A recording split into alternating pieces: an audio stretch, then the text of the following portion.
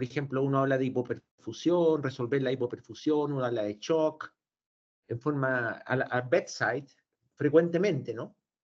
Pero, y sin duda, son palabras difíciles de definir, ¿no? Una cosa es hablarla de ellas, pero definir shock, por ejemplo, más allá de las definiciones epidemiológicas como la de sepsis 3, o definir hipoperfusión, por ejemplo. ¿Cómo sabes si un paciente está hipoperfundido? Uno toma algunas variables, pero, no, pero todo es muy heterogéneo y las distribuciones son diferentes. Entonces, puede que un paciente tenga buena perfusión digamos, de ciertos territorios y mala perfusión de otros, etc. Finalmente, la perfusión se juega, digamos, en la microcirculación. En la microcirculación es donde se produce el intercambio entre oxígeno y CO2, etc.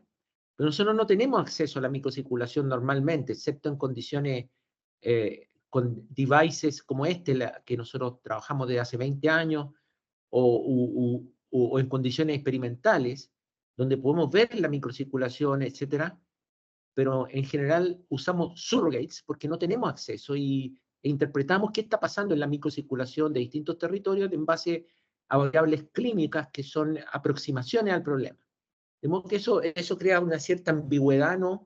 Normalmente cuando empezamos a hablar de este tema tenemos que tener claro que trabajamos con conceptos que son difíciles de definir, que globalizamos a una idea cuando la idea está compuesta de múltiples partes que son heterogéneas y que son bastante a veces contrastantes entre sí, y eso hace más complejo, digamos, decir, por ejemplo, cuando un paciente está bien reanimado o no bien reanimado.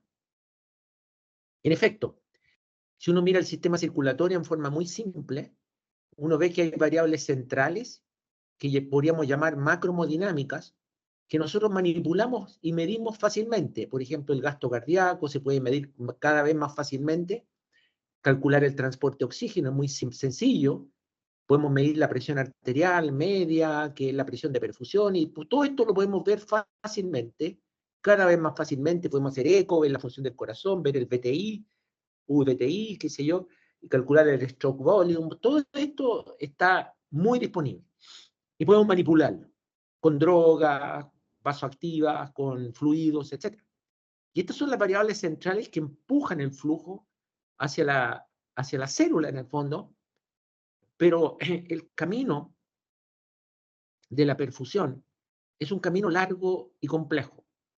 Está la distribución, ¿cierto? Está la interfase, está la microcirculación, donde ocurre gran parte de los eventos, y está la llegada del oxígeno desde la microcirculación a la célula.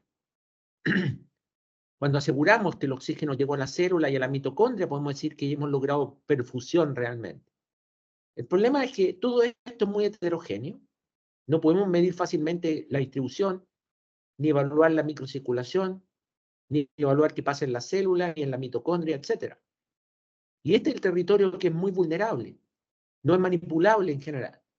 Por lo tanto, nosotros manipulamos la macromodinamia tratando de restaurar el flujo de la microcirculación, pero la microcirculación es un concepto elusivo que no lo podemos evaluar realmente bedside de forma clara, y esto es una problemática. Actuamos en base a supuestos, en base a fe, en base a surrogates, ¿no? Y esto es el gran problema para nosotros de decir cuándo hemos logrado reperfundir un paciente, qué variable usamos para decir eso. Y vamos a discutir en esta presentación qué podría ser una forma de aproximarse al problema que pareciera ser la más cercana a la fisiología. El shock séptico es particularmente una entidad muy compleja, donde característicamente distintos mecanismos patogénicos cambian en el tiempo. En etapas precoces, la etapa que yo llamo la etapa humoral, mediadores inflamatorios precoces circulan por la sangre, ¿no es cierto?, y crean una caída, el hecho fisiopatológico central en el shock séptico, que es la caída del tono arterial. Tono arterial, que produce hipotensión, y tono venoso, que disminuye la precarga, ¿cierto?, y por lo tanto el gasto cardíaco. Eso es característico de esta fase precoz. Y podríamos decir que en esta fase precoz la relación entre la macro y la microcirculación es sana. O sea, la macrocirculación, presión y gasto cardíaco están caídas, Y eso hace que la microcirculación no le llegue flujo, está seca, pero están acopladas. Hay coherencia hemodinámica, como se ha llamado, o hay acoplamiento macro-microcirculatorio. Y si yo levanto la macrocirculación con fluidos, con vasopresores, puedo levantar el flujo sistémico, digamos, y eso va inmediatamente a reperfundir la microcirculación. ¿Por qué? Esencialmente el endotelio está sano todavía. Es un problema de tono, lo que produjo finalmente esto al principio. Hay una hipovolemia relativa, etc. Por lo tanto, es una etapa sencilla, es una etapa donde todo fluye. Es una etapa que nosotros hace años le pusimos flow sensitive, que es sensible al flujo, donde cargas de fluido, ¿no es cierto?, logran reperfundir fácilmente y todos los variables que llamamos relacionadas a la perfusión se corrigen en paralelo y en forma fácil. Los pacientes que ingresan a urgencias en esta etapa precoz de la disfunción circulatoria, shock séptico, disfunción circulatoria asociada a sepsis, en general tienen muy buen pronóstico si uno los reanima rápido y se reperfunden rápido. Sin embargo, cuando la enfermedad es más compleja o los pacientes llegan ya con una enfermedad más avanzada, existe se pasa a una fase más celular, ¿no?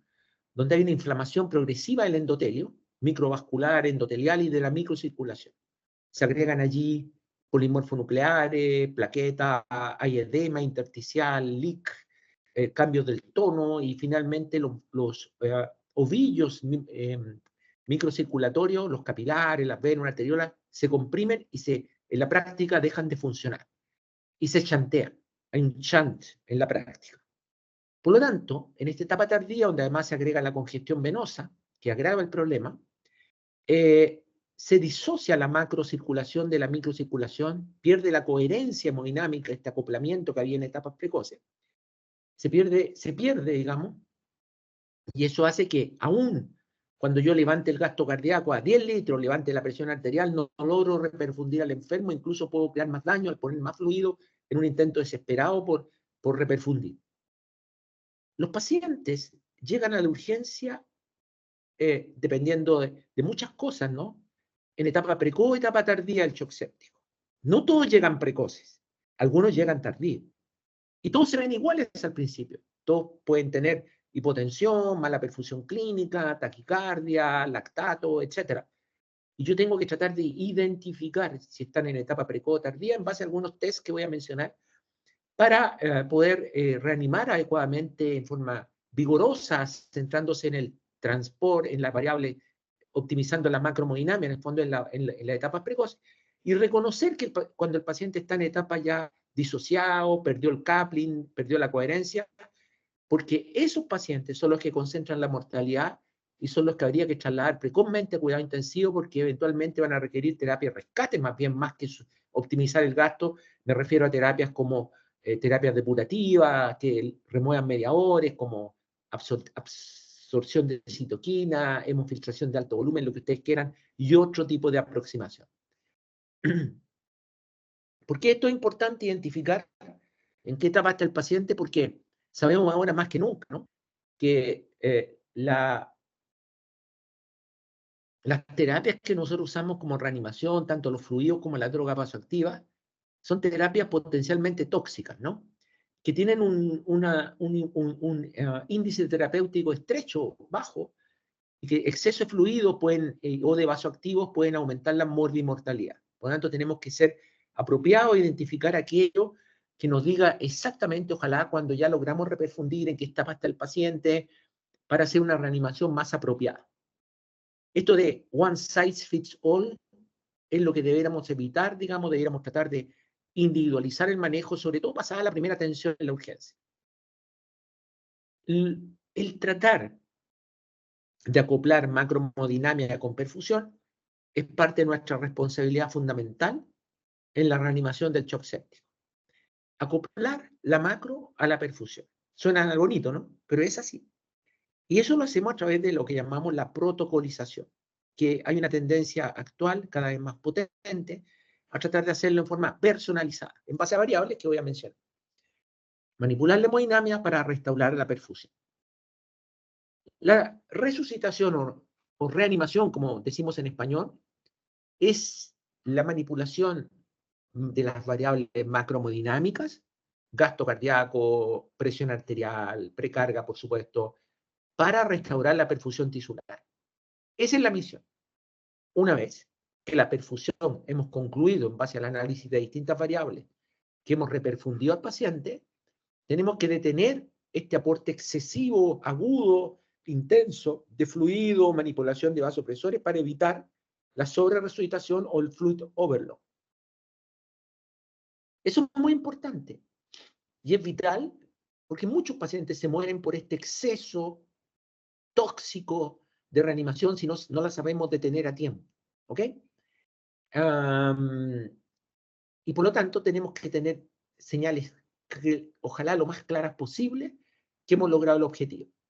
Cuando concluimos que se restauró la perfusión, no significa que se acabaron los problemas. El paciente igual se puede morir de disfunciones, de muchas cosas. El paciente puede seguir requiriendo norepinefrina durante varios días porque tiene vasoplegia, porque perdió el tono vascular asociado al estado inflamatorio, hiperdinámico. Pero decimos ahí que está en una disfunción circulatoria aguda asociada a la sepsis con pérdida de tono. Pero en la medida que tenga perfusión, no está en shock. Esa es la diferencia entre los dos conceptos. El shock es cuando en esa disfunción circulatoria, pérdida de tono, requerimiento de vasopresor, se agrega señales de hipoperfusión. Una vez que se han resuelto, el paciente puede seguir requiriendo norepinefrina algunos días, y eso no es un problema en general, no se asocia a mortalidad y prácticamente es parte del proceso, ¿no? Es una disfunción más. Por lo tanto, esto es, ¿no? La hemodinamia, manipulamos frecuencia cardiac output, precarga, PAM, etcétera, para restaurar la perfusión.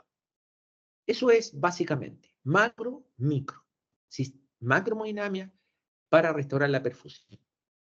Nosotros en cuidado intensivo, por ejemplo, ponemos cada vez menos Swan-Ganz o catéteres de arteria pulmonar, etcétera, porque a diferencia de lo que hacíamos hace 20 años, ya no nos interesa mucho el número gasto cardíaco. Una época en que esto era importante, pensábamos que tener un número de gasto cardíaco de tanto y tanto era importante, bla, bla, bla, ya no importa. La verdad es que nos da lo mismo tener un índice cardíaco de 2 litros, 3 litros, 4 litros, en la medida que se restauró la perfusión.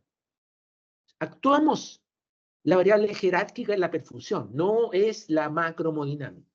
Por eso ponemos cada vez menos monitores de gasto cardíaco, pico o Swan-Ganz, y cada vez usamos más eco, porque la eco nos da una información incluso de todos los procesos. Si la perfusión está ok, ¿no es cierto? No hay más resucitación, y igual tenemos que seguir siguiendo al enfermo, por supuesto, porque podría recaer, obviamente, en situaciones de hipoperfusión. Cuando yo era joven, hace 30 años, y empezaba en cuidado intensivo, estaba de moda estos conceptos, ¿no? Subir el gasto cardíaco a 4,5 litros. A todos los pacientes les poníamos Swan-Ganz, así me crié yo, porque seguíamos a Shoemaker y a Dennis Edwards, que decían que en base a estudios que ya no resistirían hoy día un análisis de medicina basada en evidencia, que con un índice de 4,5 la mayoría de los pacientes sobrevivían, que era supranormal. Con eso tenían flujo de lujo, digamos, para evitar la deuda de oxígeno, decían.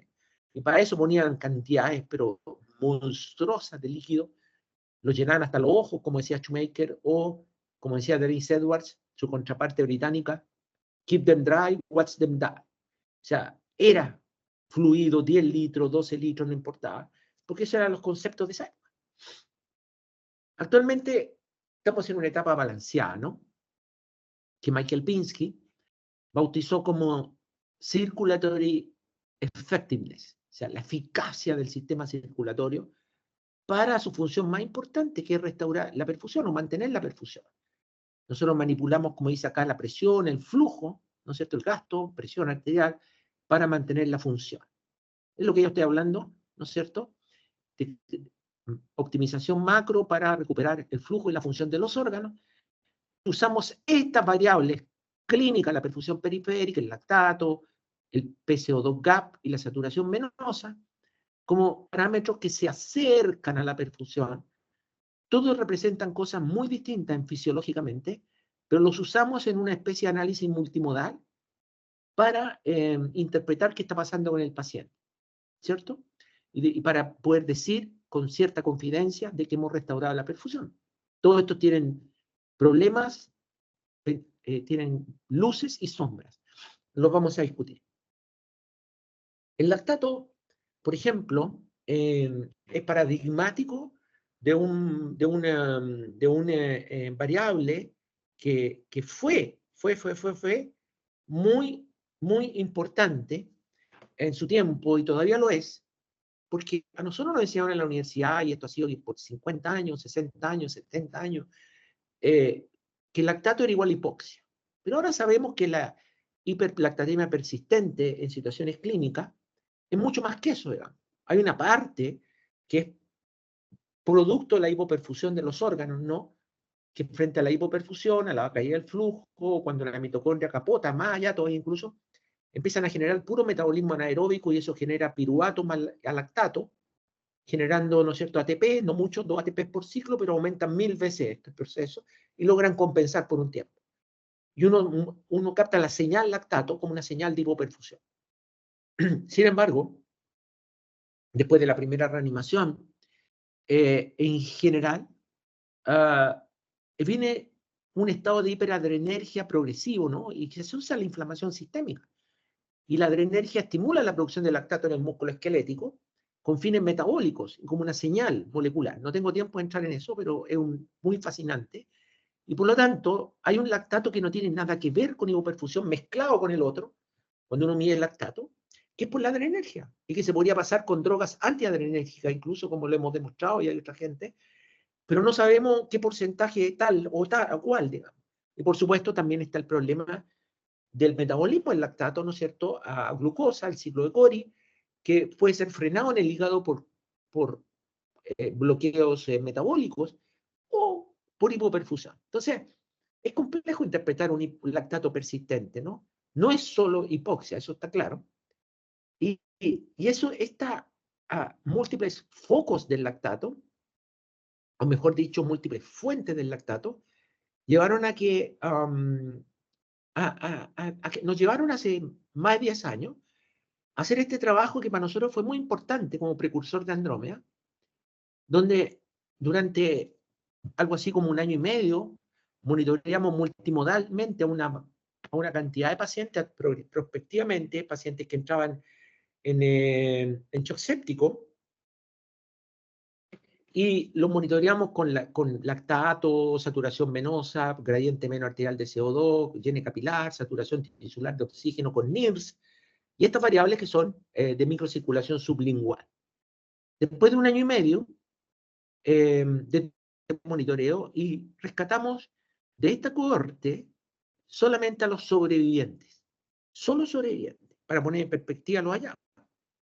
Las columnas representan porcentaje de pacientes que tienen el parámetro todavía anormal. Al principio todos tienen lactato 100% elevado porque son shock sépticos por definición, pero fíjense que a las 24 horas, estos sobrevivientes, la mitad de ellos tienen todavía lactato elevado. Por lo tanto, si uno siguiera las recomendaciones que en ese tiempo tenía la campaña sobreviviente de la sepsis, uno debería seguir reanimando, poniendo fluido, bla, bla, bla, porque eligió el lactato como tal y la normalización del lactato como tal. Sin embargo, si uno mira estas otras variables, la saturación venosa que es central, ¿no es cierto?, en el territorio de la vena cava superior, ¿cierto?, el balance entre transporte versus demanda de oxígeno, digamos. Ustedes ven que en estos sobrevivientes prácticamente a las 2 horas, más del 80 por 90% casi lo tenían normalizado. Lo mismo el gradiente menos arterial de CO2, que es inversamente proporcional al gasto cardíaco, representa en el fondo que caía el gasto cardíaco, sube el gradiente. Ustedes ven, digamos, que más o menos el 80% lo tenía normalizado, lo mismo que el CRT, incluso en baseline, ¿eh? Por lo tanto, esto es muy inquietante, ¿no?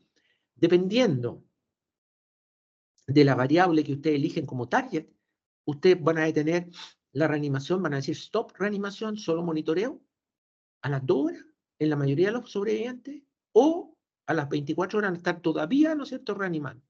Es muy importante porque obviamente usar entonces, teóricamente, hablando, una variable como el lactato para detener la reanimación va a significar el riesgo de sobreresucitación y toxicidad se incrementa notablemente en esos pacientes.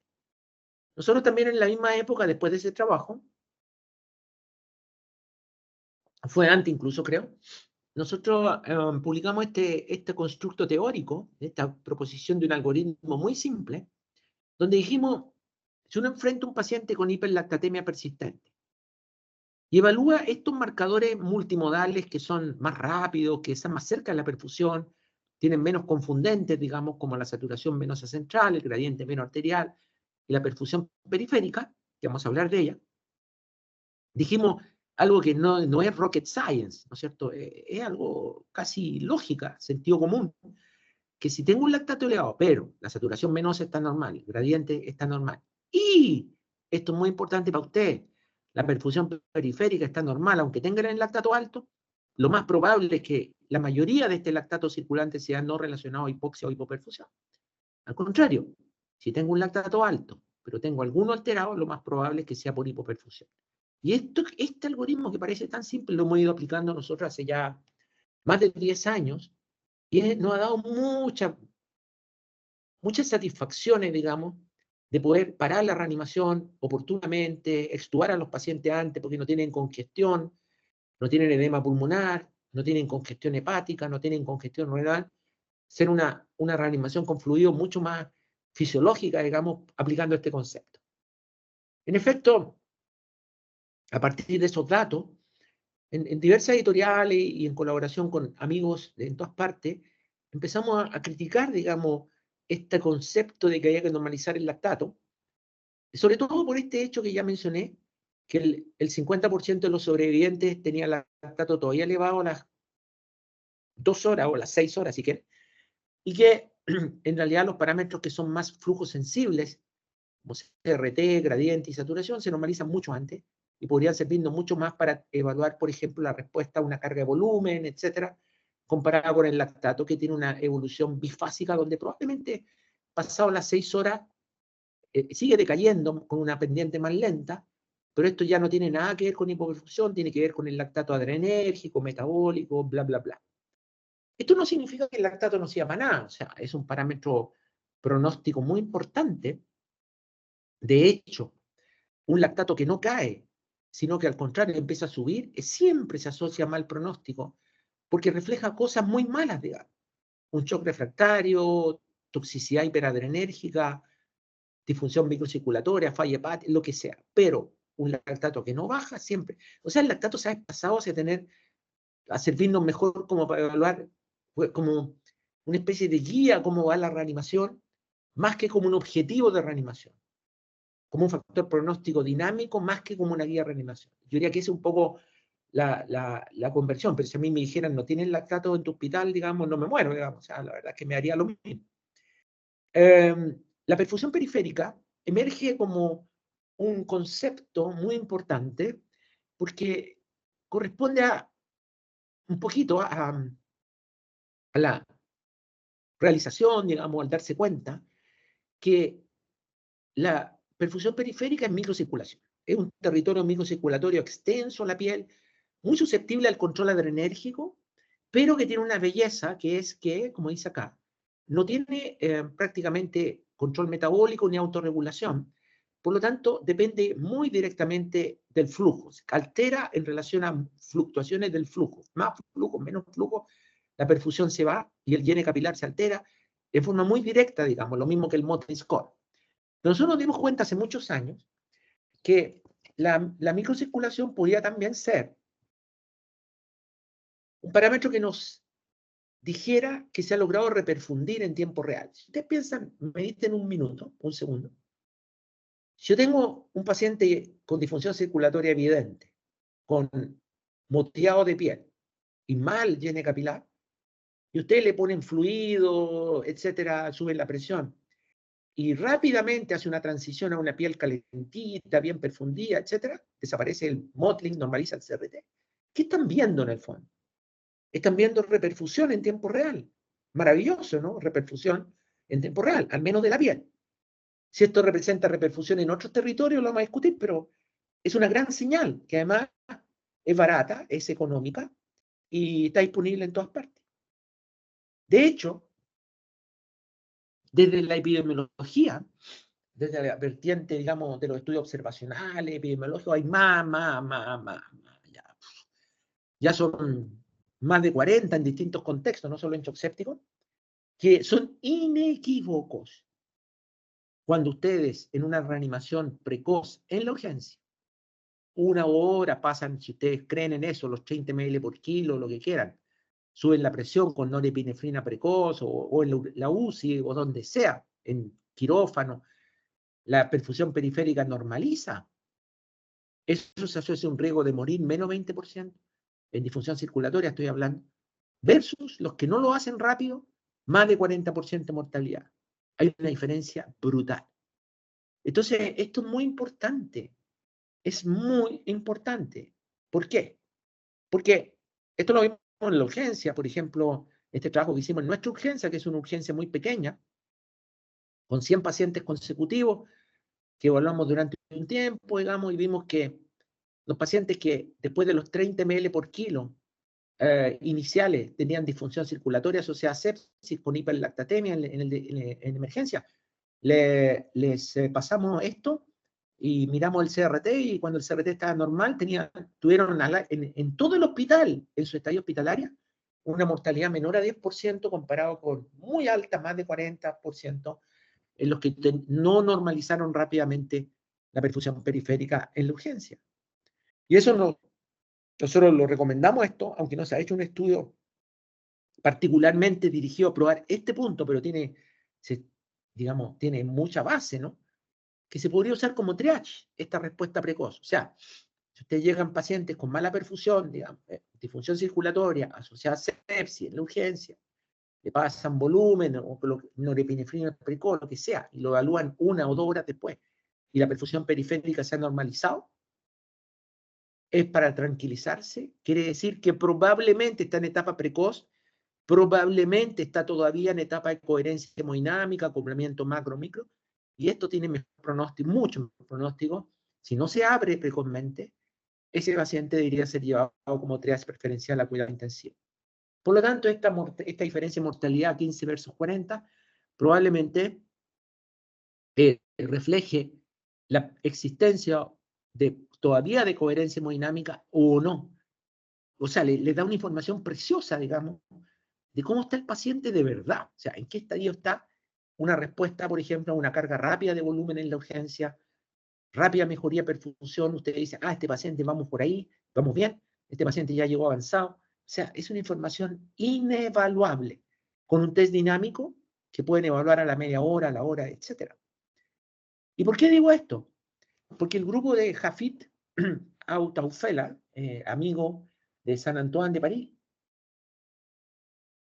publicó hace poco este trabajo que está muy bonito, digamos, trabajo pequeño, muy lindo, donde midió la cinética de respuesta del llene capilar a una carga de fluido. Y ustedes ven acá dos cosas importantes. Le administró una carga de fluido a 29 pacientes que eran fluid responders y le fue evaluando llene capilar cada 2 minutos. ¿Ok? Y ustedes ven primer concepto. No todos responden. 23 respondieron y 6 no respondieron a la carga de volumen. Probablemente estos pacientes han perdido la coherencia hemodinámica, ¿cierto? Los identifica quizá esta carga. Segundo concepto, los que respondieron lo hicieron muy rápido. Ya a los 10 minutos hay una diferencia estadísticamente significativa y cayeron muy rápido. O sea, el llene capilar puede responder muy rápido, por lo tanto es un test precioso para evaluar, digamos, la respuesta a las intervenciones terapéuticas que incrementen flujo y eventualmente para señalar si el paciente todavía está en coherencia o no. Y hay otro concepto importante. Les decía, la reperfusión de la piel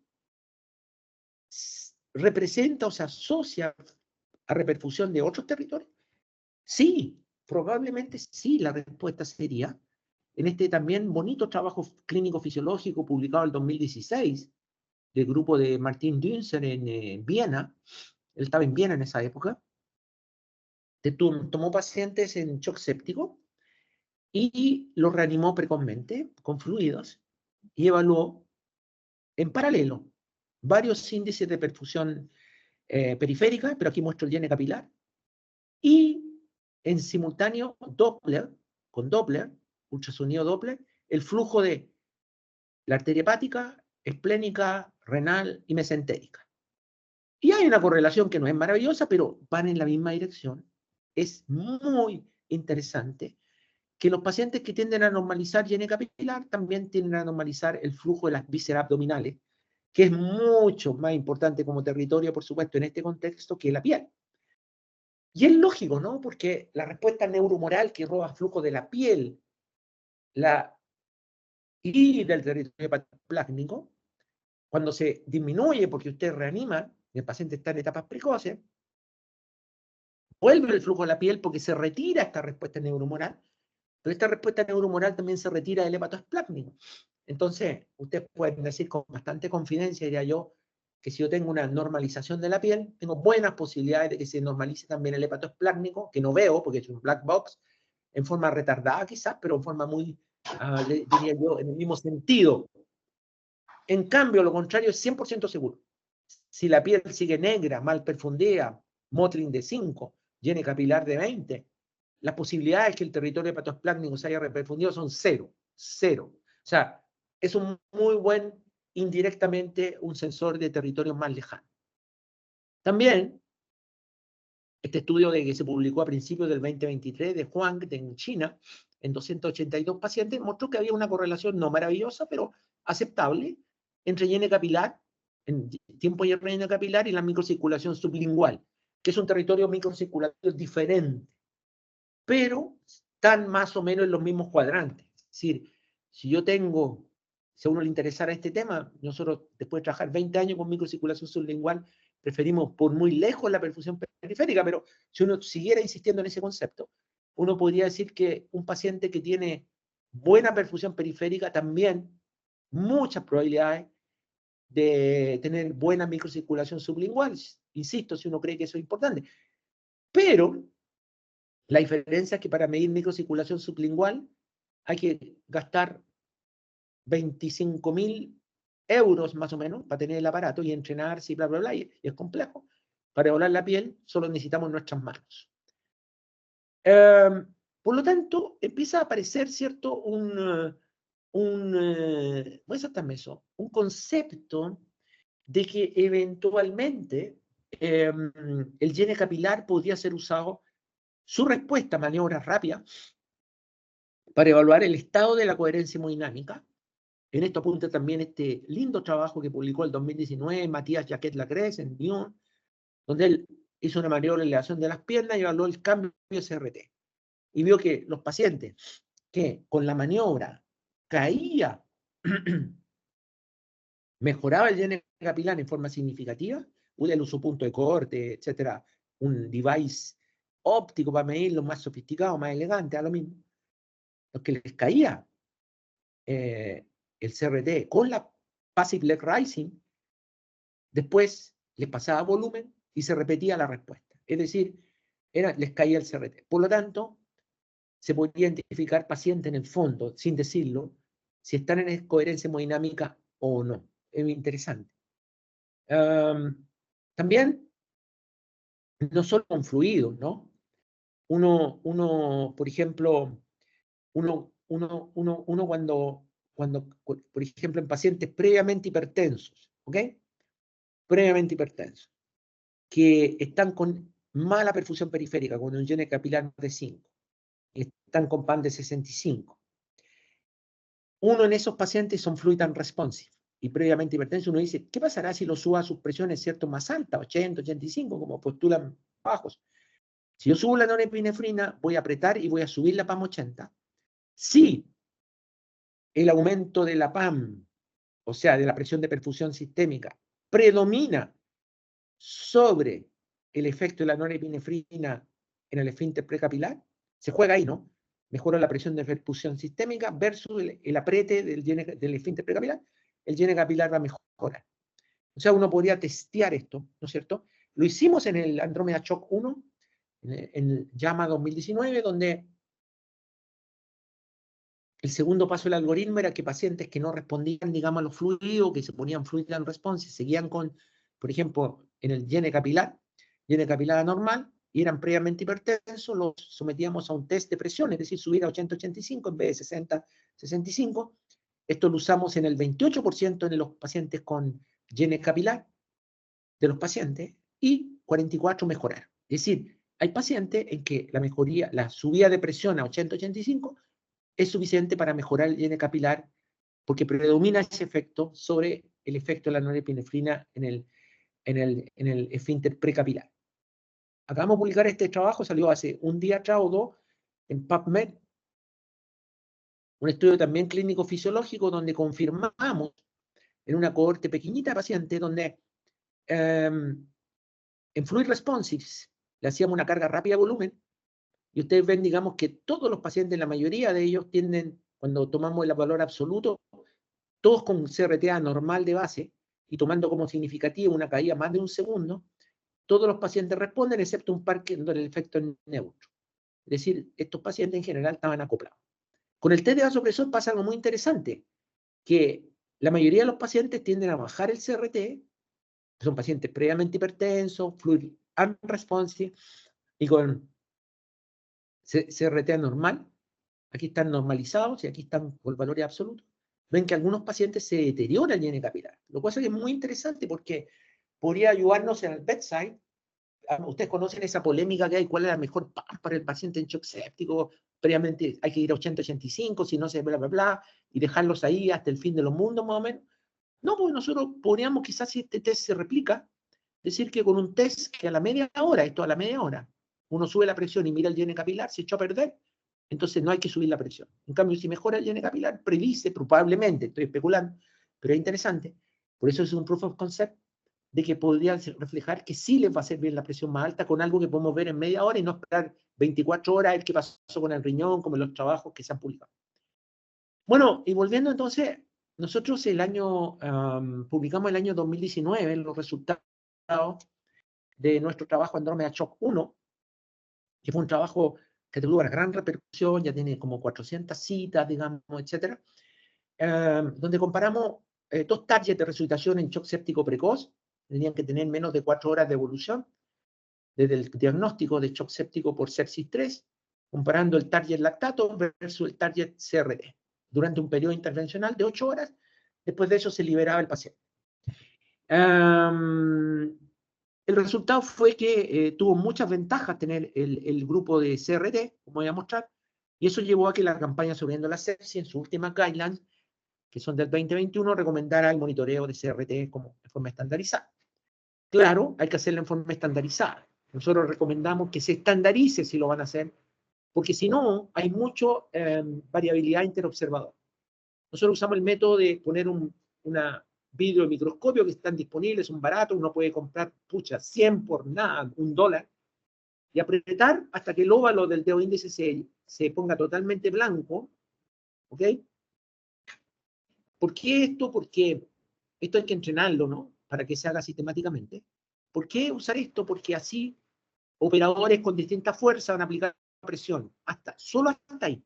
Una vez que tengamos el blanco, nosotros dejamos presionado 10 segundos con un cronómetro y a los 10 segundos soltamos y contamos con un cronómetro el tiempo en que el óvalo se rellene otra vez, ¿no es cierto?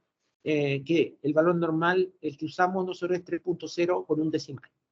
Ese es el parámetro que usamos y ustedes, los que conocen el trabajo, que me imagino, saben que logramos demostrar, la hipótesis era, por supuesto, que como el IN capilar se iba a lograr antes la meta, íbamos a usar menos reanimación, menos fluidos, menos nada, todo, digamos. Entonces, y por lo tanto íbamos a poner menos a los pacientes al riesgo de sobre-reanimación y logramos encontrar una diferencia de mortalidad de 8,5% absoluto, que es muy importante. Sin embargo, bordeó la significancia estadística, aunque el mundo lo consideró una diferencia clínicamente muy importante, o sea, 8,5 absoluto es muy grande. Pero además teníamos una serie de outcomes predefinidos, como disfunciones de órganos, más rápido mejoría de los órganos, basado en SOFA, todo esto. Ustedes ven que en todo eso fue superior el CRT y además pusimos menos fluido, menos vasopresor. Un año después publicamos en el Blue Journal un análisis bayesiano, que es otra manera de mirar la estadística, más próxima a la clínica, digamos.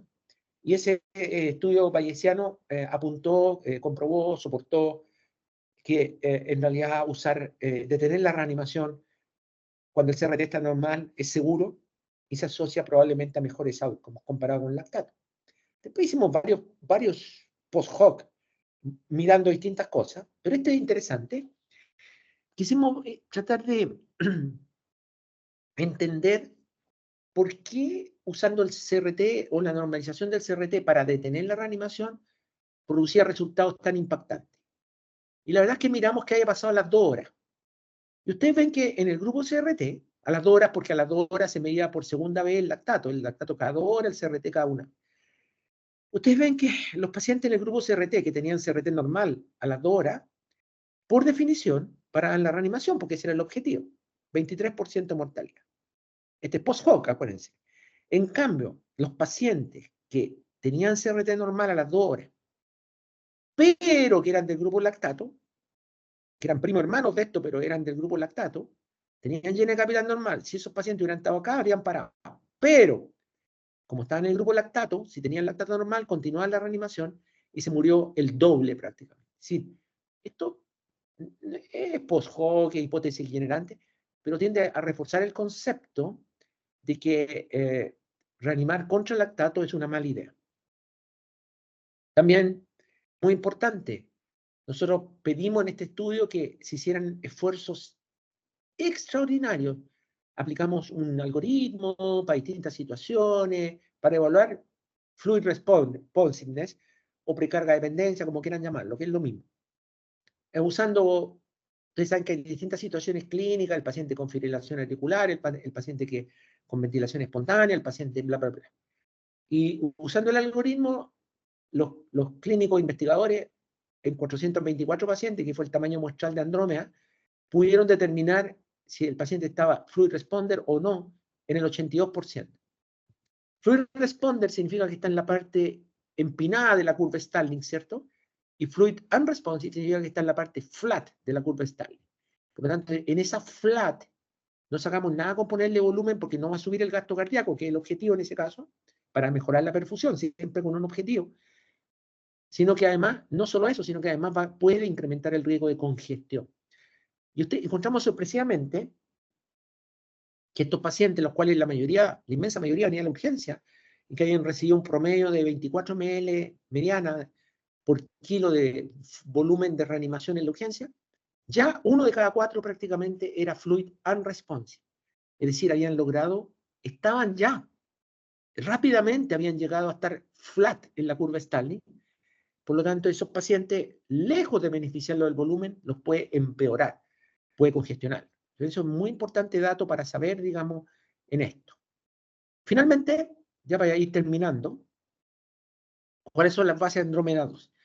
Estamos pensando que Andrómeda 1 no fue suficiente. Yo creo que ya el tema lactato lo vamos por superado. Hay suficientes datos, me parece, para darlo por superado. Nos parece que la reafirmación del CRT como target, como monitor, para desenmascarar en qué etapa está el paciente, para ver la respuesta al fluido, bla, bla, bla, yo creo que está bastante sólido, ¿no? Por lo tanto, pero hay un tema que es que Andrómeda 1 tenía un defecto que todavía era un algoritmo estructurado, fluido, vasopresor, inotrópico, one size fits all, el mismo algoritmo para los dos grupos, sin individualizar realmente. Y nos parece que estamos todos en la onda, ¿no es cierto?, de personalizar. Ahí está el gran Gustavo Espino, gran amigo, gran cientista, orgullo de Colombia, ¿cierto? Propusieron esto, ¿no? Es la típica fase Savage, Optimization, Stabilization, Escalation para los fluidos, ¿no es cierto? Pero agregarle cosas hemodinámicas, o sea, en la etapa de rescate, targetear una PAM de 65, una presión diastólica que nadie la pesca en general, pero que es muy importante porque es la presión de perfusión coronaria, qué sé yo. Después optimizar la MAP, no solamente la misma MAP para todos, sino individualizar el target, bla, bla, bla. Y evaluar la congestión, tratar de no congestionar al paciente. Tratar de construir un algoritmo teórico que maximice las posibilidades de lograr una rápida reanimación y minimice las posibilidades de producir congestión. Ese es el eslogan de Andrómeda 2. Perfusión sin congestión. Y para eso empezamos a buscar, esto es muy interesante, empezamos a buscar cuáles podían ser variables que fueran como el correlato clínico O, claro, que fueran variables tan fáciles de medir como el CRT, pero por el lado hemodinámico. Si por un lado de la moneda logramos demostrar que CRT podía ser universalmente aplicable y que era un gran marcador de perfusión o relacionado a la perfusión, nos faltaban variables hemodinámicas que fueran tan simples como esas, que se pudieran medir en cualquier parte y que nos ayudaran a identificar cómo está el paciente en su macrohemodinámica profunda, digamos, sin necesidad de, incluso de poner un eco, incluso sin necesidad, por supuesto, de poner monitores invasivos, etcétera, digo, como al principio, al inicio de la reanimación. Y pensamos en dos variables, la presión diastólica y la presión de pulso. Porque cuando uno tiene una línea arterial invasiva, si uno pone una línea arterial, entrega muchas cosas, mucho más, como dijimos acá, que la presión arterial media. Se nos perdió que nos entrega la presión sistólica, se nos perdió que entrega la presión diastólica, se nos perdió que entrega la presión de pulso, que es un maravilloso surrogate del stroke volume. Si yo tengo presión de pulso, yo puedo intuir cómo está el volumen sistólico, porque depende de él en gran medida. También de la impedancia aórtica, también de otras cosas, pero esencialmente el 80% depende de la eyección. Por lo tanto, es muy importante el dicroto. O sea, podemos mirar la línea arterial y encontrar muchas cosas hermosas. Y así han salido, podría ser un antecedente, ¿no es cierto? Aquí le voy a dar un ejemplo. Llegamos a los conceptos fenotipos hemodinámicos. ¿A qué nos referimos? Que si ustedes tienen, ya voy a terminar, si ustedes tienen pacientes hipotensos en la urgencia, y ustedes tienen una línea arterial, o incluso con el manguito de presión, pero una línea arterial sería mejor, por supuesto. Pero digamos así, en un piso con el manguito de presión, y ustedes ven 80-50 en un paciente, y en otro ven 30-30, ustedes convendrán conmigo de que ambos están hipotensos, ¿cierto? Los van a llamar a ustedes los van a reanimar, los van a ver, está hipotenso. Pero fíjense que si yo miro el 80-50, lo que destaca ahí es una dramática disminución de la presión de pulso, tiene 30. Y normalmente la presión de pulso para tener una mnemotecnia debiera ser más o menos de acuerdo a la década de edad, o sea, los 50, 50 años, los 60, 60, etc. Por lo tanto, 30 es muy bajo. Eso significa dos cosas posibles. Una, es que la hipotensión inequívocamente tiene un bajo stroke volume, eso no cabe duda. ¿Por qué? Porque tiene una muy baja precarga, una posibilidad en el shock séptico, la primera posibilidad lejos, o tiene una disfunción miocárdica significativa, como en el shock cardiogénico. Entonces, es hipotenso, o le falta mucho volumen y es un séptico, o es cardiogénico. Eso es hipovolémico. Eso es. En cambio, si miro otro paciente igualmente hipotenso, 80-30, tiene buena presión de pulso, pero lo que destaca ahí es la baja presión diastólica. Está muy vasopléjico. Y esa vasoplegia es patognomónica de un shock séptico. Claro, puede haber anafilaxia, shock séptico. Y ahí la urgencia, más que pasar volumen, porque nunca con volumen van a restaurar el tono vascular, sino que es usar eventualmente vasopresores precoces, que eso estamos ahora, para restaurar rápidamente sobre 50, mejorar el flujo coronario izquierdo, que depende de eso, mejorar el flujo sistémico, mejorar la hipotensión. Son dos cosas distintas. O sea, solo mirando el 80-50 versus el 80-30, ustedes pueden tener una idea. Imagínense lo que les estoy diciendo. Les estoy diciendo que ustedes con mirar el monitor, ver presión de pulso y mirar presión diastólica, después ir a tocar al paciente, ver CRT, tienen una idea muy certera de lo que está pasando. ¿Está en hipoperfusión o no? ¿Y cuál es la causa? ¿Es central? ¿Es hipovolemia o gasto cardíaco, etcétera? ¿O es vasoplegia? O sea, esto es la belleza de los fenotipos hemodinámicos y esto es lo que, termino ya, esto es lo que nosotros proponemos en Andrómeda 2, que estamos evaluando si una estrategia de reanimación targeteando CRT, pero basado en el algoritmo individualizado de acuerdo al fenotipo hemodinámico del paciente, basado en presión diastólica, basado en presión de pulso, etcétera, nos podría permitir individualizar, acá dice, individualizar el manejo y de esa manera hacer todavía un manejo más selectivo, más fisiológico del paciente, ¿no es cierto? y eso acercarnos a la fisiología más profunda. Es un estudio targeteando ahora 1.500 pacientes, los cuales vamos acercando ya a los 1.050. Estamos ya en el último tercio de reclutamiento entre dos grupos, el grupo comparador y Usual Care, y en 80 centros en el mundo, en Latinoamérica, Norteamérica, Europa y Asia. Un estudio mundial y esperamos que salga positivo, ojalá, porque nos va a permitir finalmente por primera vez proponer una forma de reanimar más aproximada, cada vez más fisiológica, en donde las terapias que usamos sean más finas y asociadas a la fisiología con algoritmos que son muy simples y usando no cosas sofisticadas, sino cosas que podemos medir bedside, etc. Eso es.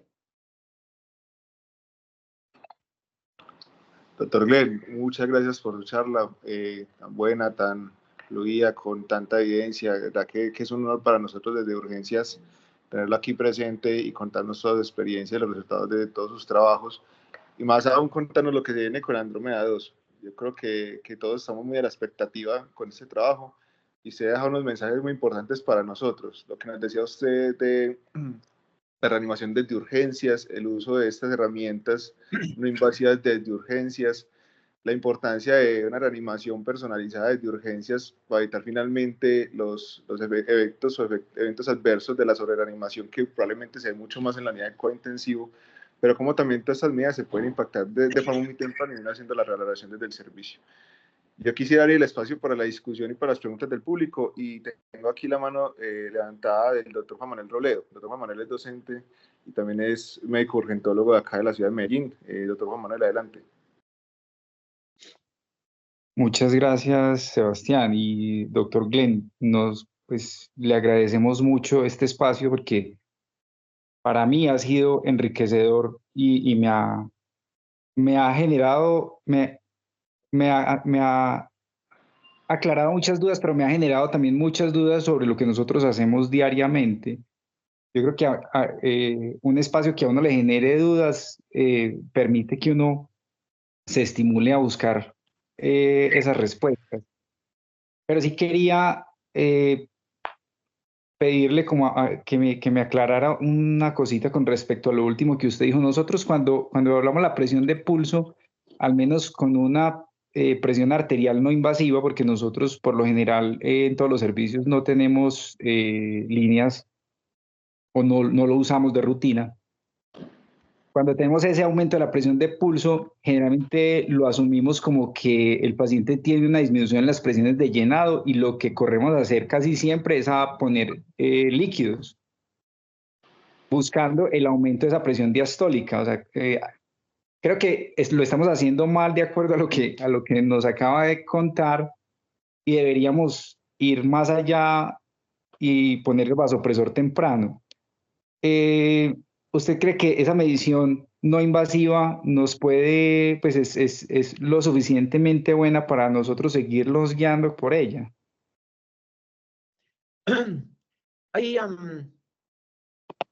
Nosotros, incluso cuando uno usa línea arterial, que otro contexto, hay factores que distorsionan un poquito la relación entre la presión de pulso, ¿cierto?, y el volumen sistólico. Porque la edad influye la posición de la línea arterial, que periférica versus más central puede cambiar, ¿cierto? Hay varios factores. Estamos organizando un estudio que se llama Pegasus, que es un estudio cross-sectional que vamos a hacer, si Dios quiere, en marzo del 2025 en muchos centros en el mundo, para ver estos factores en un estudio epidemiológico de un corte transversal de un día, ver la relación y todos los confundentes que puede haber.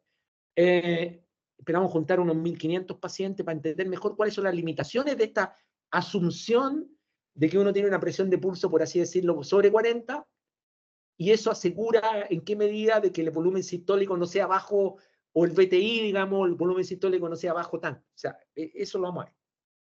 Entonces, pero eso es desde el punto de vista científico, para entender mejor las limitaciones, y que uno cuando actúa, ¿cierto?, uno actúe con más confidencia en lo que está haciendo. Sin embargo, yo estoy con usted en el sentido, digamos, de que para una aproximación inicial en la urgencia con manguito no invasivo, cuando uno encuentra un valor grotesco, por ejemplo, una presión de 80-60, uno ve que no tengo en la práctica, no tengo stroke volume, versus 80-30, eso no va a servir para publicar en un paper, porque van a pedir, digamos, medición directa. Pero para una primera decisión, sí es importante, digamos. Yo la usaría, o sea, porque obviamente en el 80-60 se está jugado de que en un ambiente séptico, por así decirlo, la probabilidad de que ese paciente tenga una disfunción miocárdica precoz o que sea un infarto, si tiene sepsis, si tiene leucocitos, tiene un foco séptico, lo más probable es que tenga una hipovolemia, ¿no es cierto? Y por lo tanto va a responder con precarga, subiendo el stroke volume, subiendo ese. Si tiene 80-30, la diastólica está muy baja. Y aunque no sea tan preciso, digamos, como obviamente una línea arterial, les dice de que el tono está bajo. Y aunque le pongan toneladas de fluidos, no van a subir el tono vascular. Se sube con norepinefrina precoz. Y cada vez hay más evidencia, y el mismo brillante maestro Gustavo Espina, de su país, digamos, publicó un trabajo experimental precioso el año pasado en Critical Care Medicine, experimental pero hermoso, donde valida una vez más, fuera de los estudios observacionales que hay, etcétera, el uso precoz de vasopresores en esos pacientes, en los que tienen diastólicas muy bajas. Porque además, una diastólica bajo 50 compromete el flujo coronario izquierdo. Y eso lo hemos visto repetidamente en los pacientes. Desde que estamos fijándonos en la diastólica y nos tratamos de subirla, vemos cómo mejora la perfusión porque mejora la performance ventricular. Así que yo creo que ustedes pueden dividir a los pacientes en esos dos mundos. Y eso se puede hacer con un manguito no invasivo en forma pragmática, no para un paper, en forma pragmática. Doctor, y qué pena, una segunda pregunta que de hecho usted más o menos la contestó, pero sí quería como ahondar un poquito más en eso. Nosotros utilizamos mucho el ultrasonido en el servicio de urgencias para reconocer como el choque en esos pacientes que vemos gravemente enfermos. Uno de los parámetros que yo suelo medir con mucha frecuencia es el BTI. ¿Cómo podemos integrar el BTI al llenado capilar con los datos que usted nos presenta en este momento? Se puede integrar absolutamente. Nosotros en el algoritmo de Andrómeda 2 partimos con intervenciones Tier 1, en que se basa, digamos, las primeras decisiones en presión de pulso, digamos, y diastólicas. Los que tienen presión de pulso baja, hacemos fluid responsiveness y hacemos 2 cargas de fluido, y si no mejora el llene capilar, nos vamos a Tier 2, que parte con una eco. Y en la eco, digamos, vemos el VTI, por supuesto, y vemos otras cosas, y diagnosticamos o no disfunción ventricular izquierda severa o derecha, y ahí se va actuando en consecuencia. Pero el VTI es el parámetro, digamos. Nosotros usamos el VTI, o sea, es como cuando hacemos una maniobra de elevación de las piernas, lo hacemos contra VTI. En el estudio que vamos a hacer el Pegasus es que aspiramos a 1500 enfermos para ver los determinantes ya más epidemiológicos de la relación entre presión de pulso y stroke volume. No vamos a calcular el stroke volume porque significa calcular el diámetro, el left ventricular outflow tract, que es más complejo. El VTI, digamos, el VTI que se puede hacer relativa. Yo no, porque yo soy una bestia prehistórica, ya estoy viejo, pero toda la gente joven, digamos, en urgencia, en la UCI, se ha entrenado para evaluar el VTI. Y vamos a evaluar en el fondo presión de pulso versus VTI. O sea, si la presión de pulso sobre 40 puede predecir un VTI bajo 15, en el fondo. Esa es la idea. Puede descartar, perdón dicho, un VTI bajo 15. Así uno puede entrar a la primera maniobra con mucho más confidencia, ¿no? Doctor, muchísimas gracias. Bueno, le doy la palabra ahora al doctor Daniel Escobar. El doctor Escobar es residente en nuestro programa de medicina de urgencias. Adelante, Daniel. Listo, buenos días. Por favor, me confirman que se escucha. Sí, señor. Sí. Listo, perfecto. Bueno, digamos que son como dos cositas. La segunda es un poquito extensa, pero la primera sí es definitivamente pues agradecer a Sebastián por servir pues como enlace para poder tener este tipo de charlas. De verdad que enriquecen mucho la parte de la formación pues para el programa, y de verdad pues se le agradece tanto al residente como al invitado, pues al doctor Glenn, por poder participar y darnos un poquito pues de, digamos, como esas lecciones y de lo que han aprendido en su escuela y a lo largo pues de la parte de la investigación. La segunda parte viene es más como con unas preguntas que tenía, sobre todo del estudio pues Andrómeda. Realmente pues por el tiempo a tratar de no extenderme, si es posible luego contar con un correo electrónico para enviarle pues como las otras, lo agradecería. Pero digamos que una de las grandes que me quedan son, si bien empezamos a mirar este tipo de estudios que lo que tienen es la finalidad de encontrar otro tipo de mediciones que podamos nosotros ajustar en la práctica diaria y que incluso se ajusten a estos ambientes que pronto se pueden considerar como un poco más austeros que abundan en el continente, donde realmente no se tiene disponibilidad de ecografía, puede que no se tenga disponibilidad de ciertos ensayos pues, de laboratorio, que incluso pues, eso lo mencionan en el estudio. Digamos que una cosa muy importante y que, como usted lo ha mencionado, que cambia la práctica es esa posibilidad de utilizar el llenado capilar como una de las metas durante la reanimación de estos pacientes. A mí me entran como dos dudas respecto pues como al propio estudio y es esa parte de globalización pues de la recomendación de utilizarlo. Ya vimos pues cómo es la técnica que se debe utilizar, pero sobre todo como ese tier que mencionas de cómo son esas estrategias a utilizar. Entonces, si bien teníamos dos grupos, en uno en el que íbamos mirando de forma periódica, incluso cada 30 minutos viendo a ver si cambiaba y tomando decisiones al respecto, y que cuando se normalizaba cambiábamos pues a revisarlos cada hora, teníamos digamos como otro grupo que era el del lactato, en el cual íbamos mirando y ajustando cambios guiados por esa meta cada 2 horas, pero realmente pues cada 30 minutos íbamos haciendo como la parte del Fluid Responsiveness Test.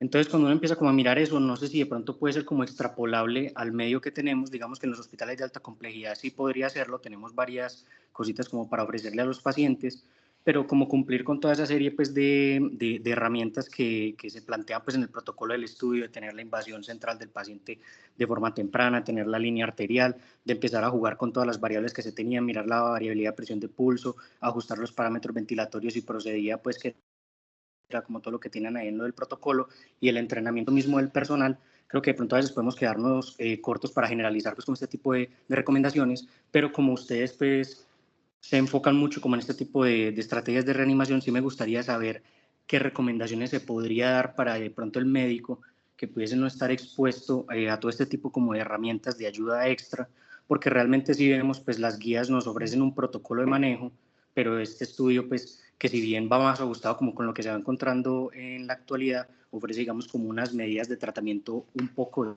distintas, que realmente pues uno está muy de acuerdo con la parte de utilizar el vasopresor de forma temprana si uno ve que es necesario para el paciente, tratar de ver esa posibilidad de respuesta a líquidos, y que me parece muy valioso esos estudios incluso de solamente utilizando la elevación de las piernas para medir, por ejemplo, el llenado capilar, que realmente no es siempre solamente estarle poniendo líquidos, pero sí me gustaría saber como qué opinión tiene pues como al respecto, sobre todo porque estamos en este medio donde en muchos lugares no contamos con todas esas ayudas que se le dieron pues como a esos pacientes en el protocolo del estudio. Yo creo que uno en la vida, digamos, y en esto, tiene que aplicar lo que nos dejan los estudios en forma pragmática y aterrizarlo, digamos, a las distintas realidades. Yo creo que los conceptos que dejó Andrómeda son absolutamente trasladables a cualquier realidad. En la práctica, por ejemplo, nosotros en nuestra unidad de cuidado intensivo, acá en la Católica, donde se desarrollaron varios de estos conceptos a lo largo de muchos años de maduración y etcétera, nosotros no, se van a reír, pero nosotros no medimos el llene capilar en la práctica con un videomicroscopio, digamos. Eso lo hacemos para los trabajos. Yo debería decir, pero en la práctica lo hacemos al ojo, como decimos nosotros, lo apretamos, decimos, tiene 3 segundos, midemos. En la práctica, cuando damos carga de fluido, medimos una vez, porque acá estamos ya en la etapa de optimización, ¿no? Ya pasamos la urgencia, donde hacen el savage, el rescate, qué sé yo, con el fluid loading, digamos, como dice Malbrain.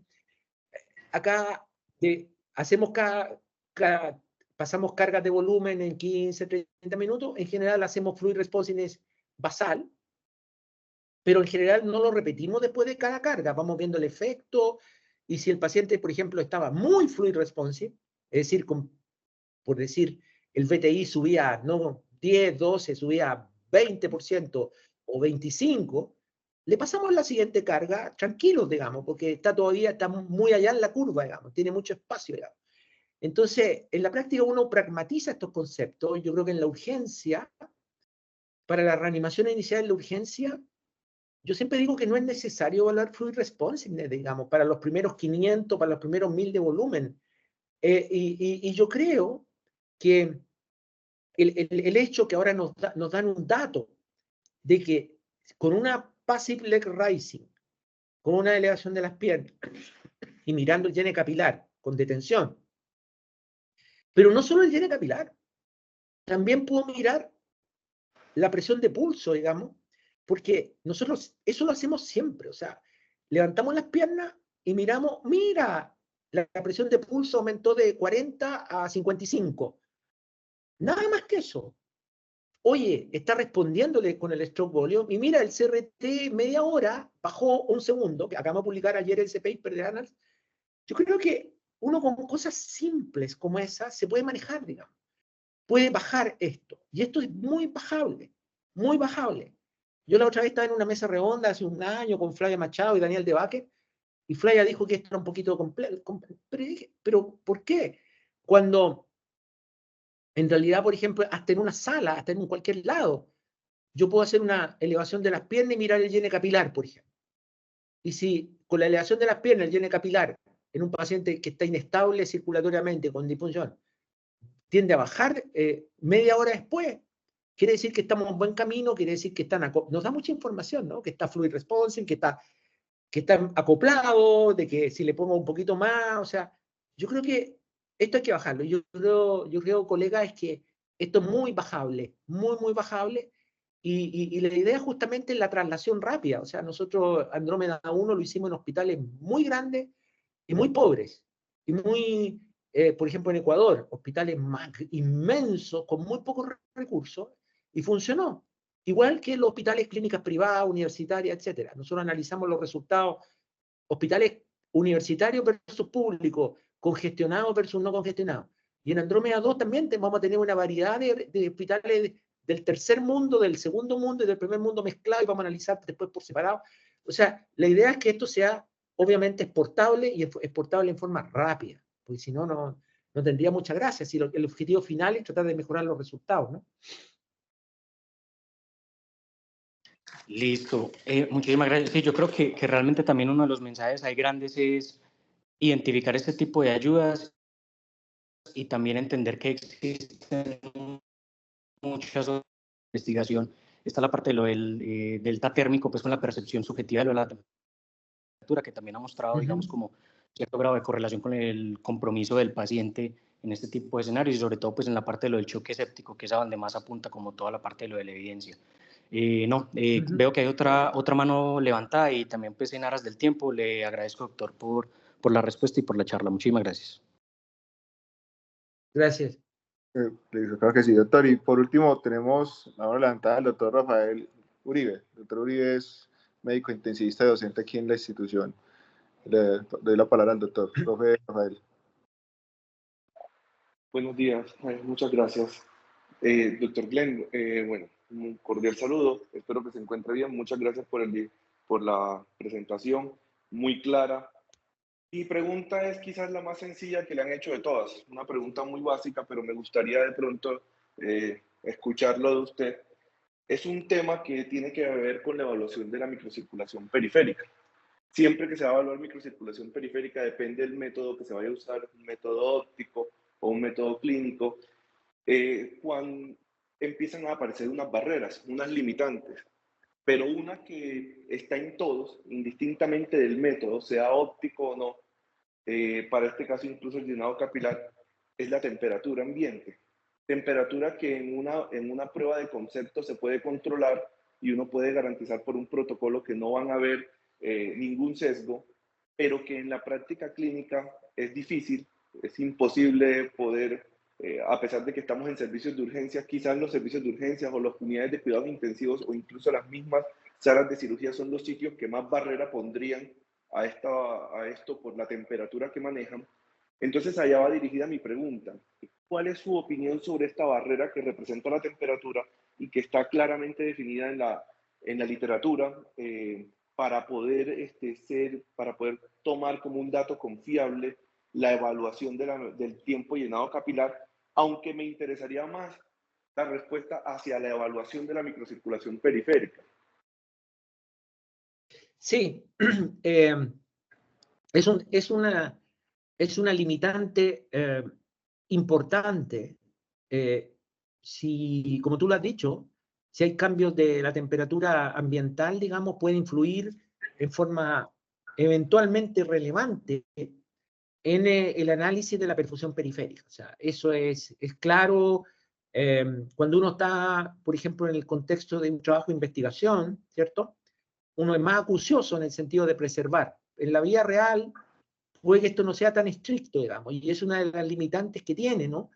Y uno tiene que tenerlo en cuenta y tratar de, cuando evalúa, por supuesto, mantener las condiciones lo más estable posible, pero sin duda influye. Nosotros lo hemos visto, digamos, tenemos algunos dispositivos que hemos ido adquiriendo con protocolos de investigación, no solo de la microcirculación sublingual, también láser Doppler de piel, y vemos que, digamos, que por supuesto es un factor que influye, cambios de temperatura, etc.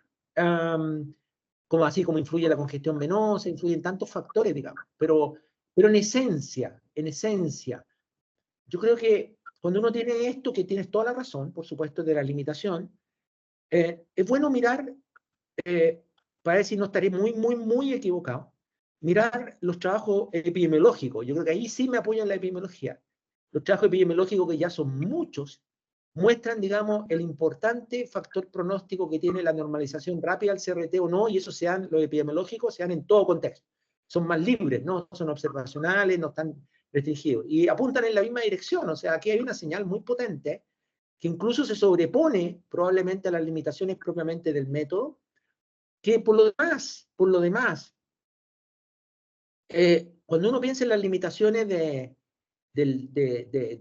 método de evaluar la perfusión periférica y uno mira las limitaciones que tiene la interpretación del lactato, la verdad es que hay un mundo de diferencia, ¿no?